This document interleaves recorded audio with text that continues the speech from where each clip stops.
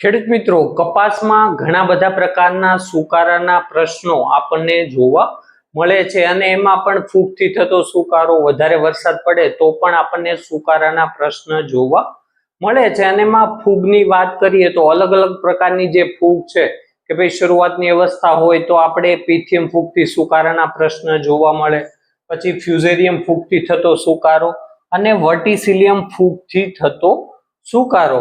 તો ખેડૂત મિત્રો, આ જે અલગ અલગ ફૂગથી જે સુકારાના પ્રશ્ન આપણને જોવા મળે છે અને વધારે જ્યારે વરસાદ પડે ત્યારે પેરાવિલ્ટ જે એક ટાઈપની દેહધાર્મિક વિકૃતિ છે, તો આના કારણે જે છોડ છે એમાં સુકારાના પ્રશ્નો જોવા મળે છે. તો આના નિયંત્રણ પહેલા આપણે આના લક્ષણો જાણવા ખૂબ જ જરૂરી છે, કેમ કે જો આપણને લક્ષણો ખબર ન હોય તો આપણે ગમે દવા છાંટીએ એનો કોઈ મતલબ નથી. તો એ જાણવું ખૂબ જ જરૂરી છે. તો ખેડૂત મિત્રો, આજના વિડીયોમાં આપણે આ માહિતી લેવાના છીએ કે ભાઈ જે આ અલગ અલગ જે સુકારાના પ્રશ્ન કપાસમાં જોવા મળે છે એ બધાના લક્ષણો કેવા હોય છે અને આપણે એને કઈ રીતના ઓળખી શકીએ, અને એકવાર ઓળખાણ પડે પછી આપણે એનું નિયંત્રણ સારી રીતના કરી શકીએ. તો આ વિડીયોમાં આપણે એ માહિતી લેવાના છીએ. અને ખેડૂત મિત્રો, આગળ માહિતી લેતા પહેલા જો તમે આપણી ચેનલને સબસ્ક્રાઇબ નથી કરી તો એકવાર કરી દેજો, જેથી તમને આવીને આવી આગળ માહિતી મળતી રહે.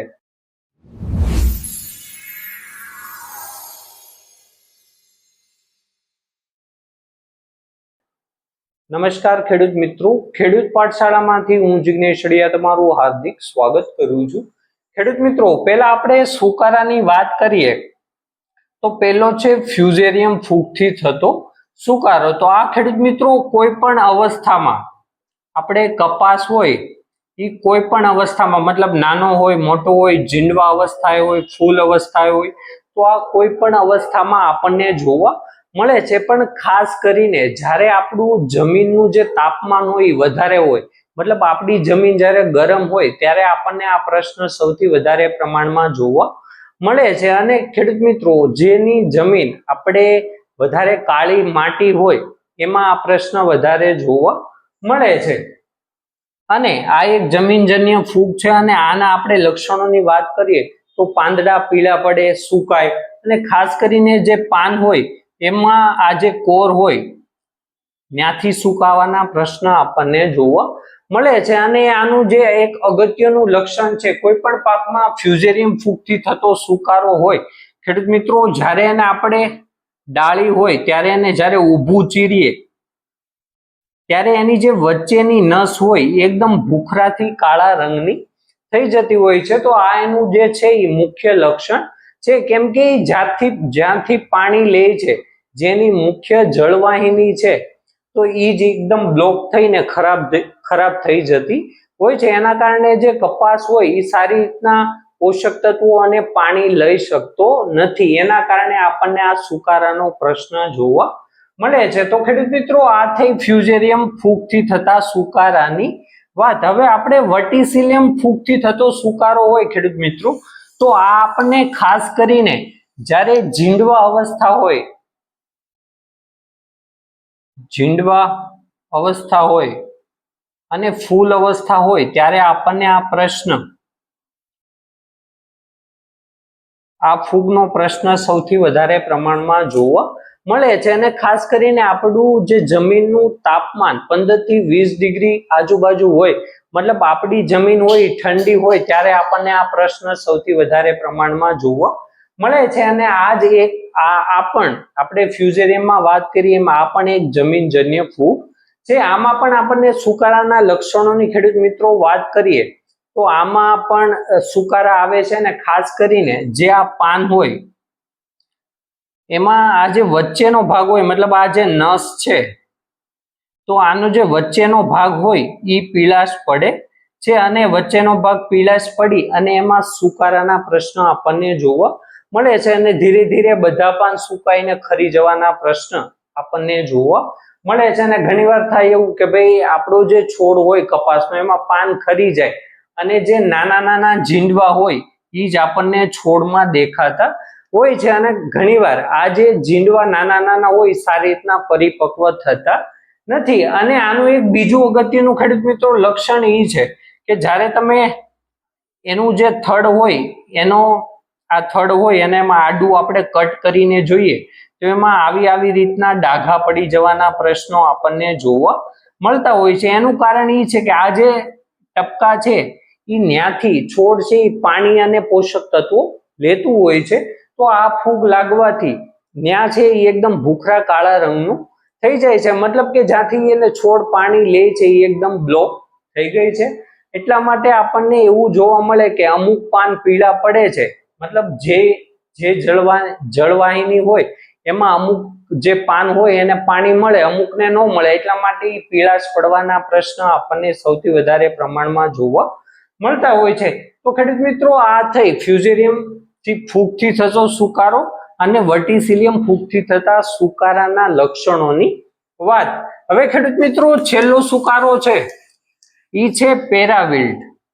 ખેડૂત મિત્રો અત્યારે જે ખેતરમાં સૌથી વધારે પાણી ભરાવાના પ્રશ્ન આપણને જોવા મળતા હોય એમાં આ પેરાવિલ્ટ જે દેહ ધાર્મિક વિકૃતિ છે એના પ્રશ્ન આપણને સૌથી વધારે પ્રમાણમાં જોવા મળે. એનું કારણ એ છે ખેડૂત મિત્રો કે જ્યારે પાણી ભરાય ત્યારે જે પાક હોય એના મૂળ આજુબાજુમાં જે ઓક્સિજન હોય એની જગ્યાએ પાણી આવી જતું હોય છે. એટલા માટે જે આ તંતુ મૂળો હોય એ ખરાબ થઈ જતા હોય છે અને સડી જતા હોય છે. એના કારણે જે પાક છે એ સારી રીતના પાણી અને પોષક તત્વો લઈ શકતો નથી. બીજી વસ્તુ આપણે જેમ વાત કરી કે આ જે બીજા નંબરની જે વર્ટિસિલિયમ ફૂગ છે એ ખાસ કરીને જીંડવા અને ફૂલ અવસ્થાએ આપણને જોવા મળે છે. તો આ જે સુકારો છે જે પેરાવિલ્ટ છે એ પણ આપણને સૌથી વધારે પ્રમાણમાં જીંડવા અને ફૂલ અવસ્થાએ જોવા મળે છે. એનું કારણ એ છે કે જ્યારે પાણી ભરાઈ ગયેલું હોય ત્યારે આ જે તંતુ મૂળ છે એ ખરાબ થઈ જતા હોય છે અને જ્યારે જીંડવા અવસ્થા હોય ખેડૂત મિત્રો ત્યારે એને સૌથી વધારે પ્રમાણમાં કપાસને પાણીની જરૂર પડતી હોય છે, કેમ કે એને વધારે ખોરાક જોવે અને ત્યારે જો એને પાણી ન મળે અથવા પોષક તત્વો ન મળે ત્યારે આપણને આ પ્રશ્ન સૌથી વધારે પ્રમાણમાં જોવા મળે છે. અને ત્રીજું કારણ એ છે કે જ્યારે વધારે વરસાદ હોય, આપણા ખેતરમાં પાણી ભરાયેલું હોય અને જ્યારે પછી વરસાદ પછી જો વાતાવરણનું તાપમાન વધે તો આ જે પાન છે એમાં પાણીનું બાષ્પીભવન વધારે થતું હોય છે, એટલા માટે કે એને પાણીની જરૂર વધારે પડે છે. પણ જો એના મૂળિયા ખરાબ છે એના કારણે સારી રીતના પાણી લઈ શકશે નહીં, એટલા માટે આપણને આમાં સુકારો જોવા મળે છે. જે કોઈ ફૂગ થી થતો સુકારો નથી, પણ જ્યારે આપણા પાકમાં વધારે પાણી ભરાઈ રહે ત્યારે આપણને જે સુકારો જોવા મળે એ ખેડૂત મિત્રો આ છે કે ભાઈ એને જે પાકના મૂળિયા છે એને સારી રીતના ઓક્સિજન મળતું નથી. તો ખેડૂત મિત્રો એ છે પેરાવિલ્ટ.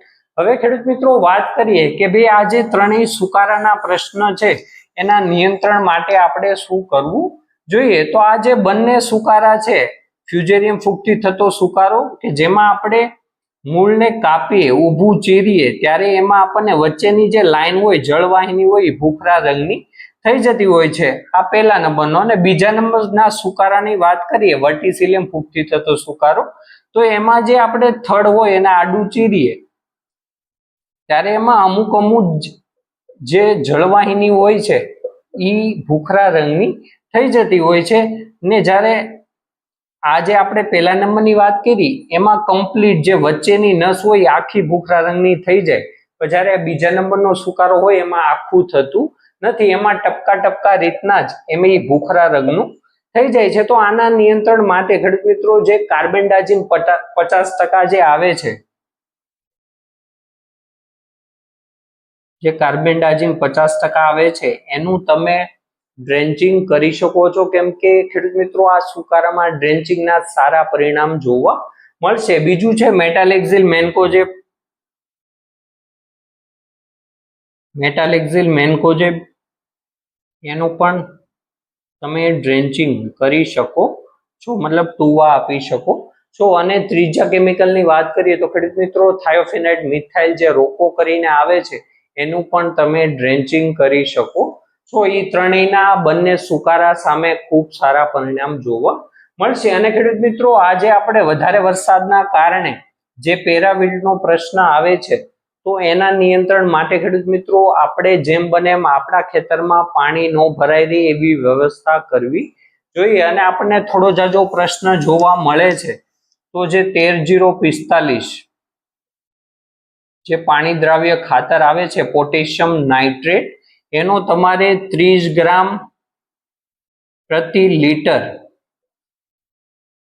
લીટર મુજબ પાણીમાં નાખી અને એના આપણે ટુવા આપવાના છે. હવે આની જગ્યાએ તમે 1% દ્રાવણ, જે મતલબ 1 લીટરમાં 10 ગ્રામ યુરિયાનું પણ ડ્રેન્ચિંગ કરી શકો છો. આ બંનેના રિઝલ્ટ સારા આપણને જોવા મળશે. અને એની સાથે સાથે આપણે કોપર ઓક્સીક્લોરાઇડ કે જે આની સાથે આપણે ભેળવવાનું નથી પણ એનો પણ તમે ઉપયોગ કરી શકો છો. એના કારણે ફૂગના પ્રશ્ન, લાગવાના જે પ્રશ્નો છે એ આપણને ઓછા જોવા મળશે. પણ ખાસ કરીને આ જે 13-045 જે પાણી દ્રાવ્ય ખાતર છે એ 30 ગ્રામ પ્રતિ 1 લીટર મુજબ પાણી મુજબ આપવું અને એના આપણે ટુવા આપવા. અને એની જગ્યાએ આપણે જે યુરિયાનું 1% દ્રાવણ મતલબ 10 ગ્રામ પ્રતિ લીટર મુજબ પણ ટુવા આપી શકીએ છીએ. તો ખેડૂત મિત્રો આ થઈ અલગ અલગ જે કપાસના પાકમાં સુકારા જોવા મળે છે એના લક્ષણો કેવા હોય છે અને એનું આપણે નિયંત્રણ કઈ રીતના કરી શકીએ. ધન્યવાદ ખેડૂત મિત્રો. જો વિડીયોમાં માહિતી પસંદ આવી હોય તો વિડીયોને લાઈક કરો, શેર કરો અને આવી જ ખેતીને લગતી માહિતી માટે આપણી ચેનલને સબસ્ક્રાઇબ કરો. ફરી મળીશું એક નવા વિડીયો સાથે. જય જવાન, જય કિસાન.